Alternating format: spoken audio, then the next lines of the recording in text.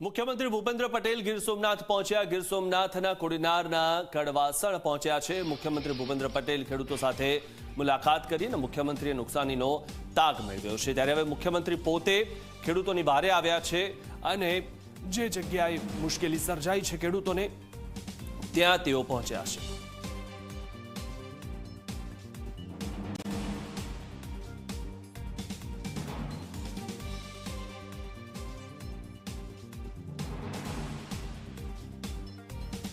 તો આ વિશે વધુ માહિતી મેળવી અમારા સંવાદદાતા કૌશલ પાસેથી। કૌશલ, જે રીતે મુખ્યમંત્રી પોતે હવે મુલાકાતે પહોંચ્યા છે, ખેડૂતોની વારે આવ્યા છે, શું વધુ માહિતી?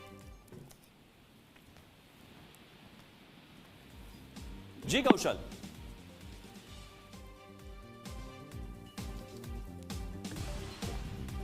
તો મુખ્યમંત્રી ભૂપેન્દ્ર પટેલ નુકસાનીનો તાગ મેળવવા માટે પોતે પહોંચ્યા છે। મુખ્યમંત્રી ભૂપેન્દ્ર પટેલ ગીર સોમનાથ પહોંચ્યા છે અને ખેડૂતો સાથે તેમણે વાતચીત કરી। ગીર સોમનાથના કોડીનારના કડવાસણ પહોંચ્યા મુખ્યમંત્રી।